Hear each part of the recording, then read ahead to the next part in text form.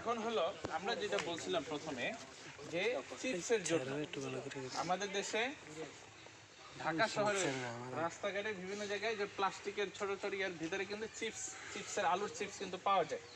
আচ্ছা, সে আলুর চিপস বানানোর জন্য প্রথম ধাপটা কি বলেন তো? চিকন করে স্লাইস করে কাটতে হতো। ইয়ে কোথায় আমাদের চিত্ত এখানে আসেন, এখানে এসে একটা আলুর আমাকে স্লাইস করে কাটছেন একটা ইয়ে পানি থেকে।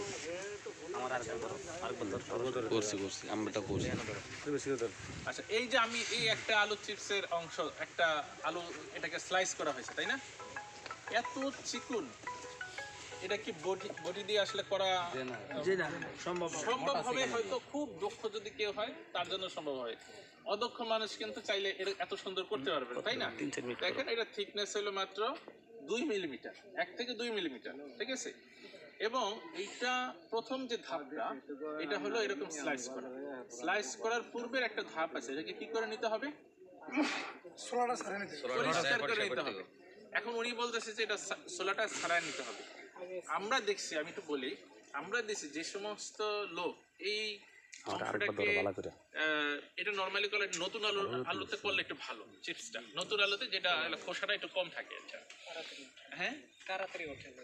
এই খোসা, এই সিল্কাটা যদি থাকে তাহলে চিপসটা ভাঙে কম। কি করে কম?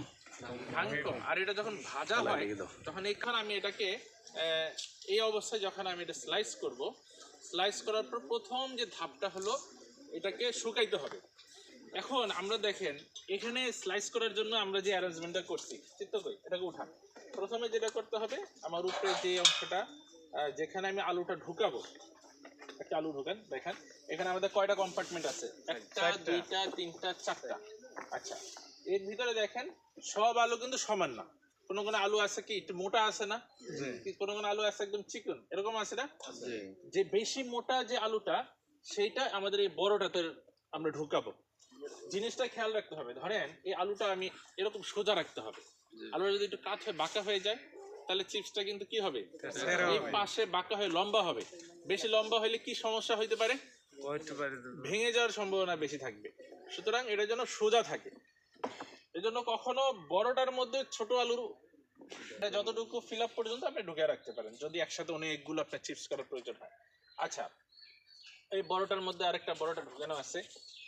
যখন আমি সেট করব তখন উপরের যে অংশটা আমাদের চাপ দিয়ে ধরে রাখি ওইটাকে আমরা বসাই।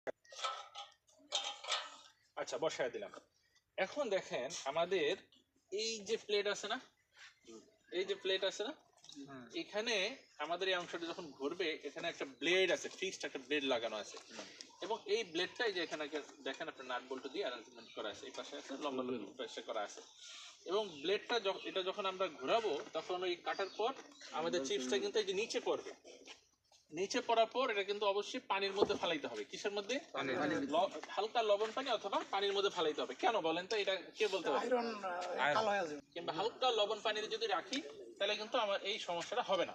আচ্ছা, তারপর যেটা হবে, এই প্রসেসটা একটু করে দেখেন, সবাই একটু দেখেন কিভাবে দেখেন, সবাই দেখতেছেন কিনা?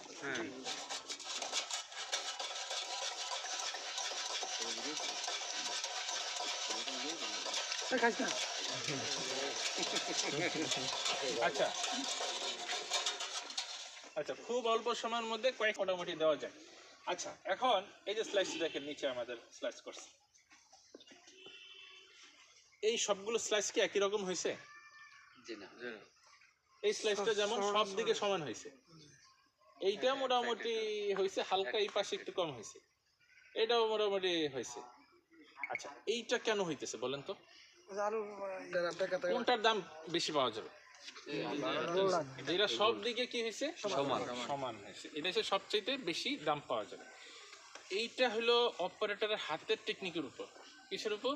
হাতের টেকনিক। যখন আপনি ঘোরাবেন, যদি মনে করেন যে বেশি আপনার একটা দেখবেন ঘুরাইতে গিয়ে হাতে একটু প্রেশার পাবেন, তখন যদি আপনি আবার ঢিলা করে দেন তাহলে কিন্তু ওই জায়গা দিয়ে কম বেশি হয়ে যাবে। আপনাকে এই প্রেশারটা নিজের হাতের মধ্যে কন্ট্রোলে রাখতে হবে। কথা বুঝে আসছে? এটা আপনি বারবার করতে করতে করতে করতে আপনার এটার মধ্যে হাতের মধ্যে এই জসটা চলে আসবে। কথা বুঝে আসছে? আচ্ছা, যখন নিচে পড়লো, আচ্ছা এখন এই যে চিপসটা যখন নিচে জমা হলো আমাদের প্রথম কাজ হলো এটাকে শুকানো। এটাকে কি করা? শুকানো। শুকানোর জন্য আপনার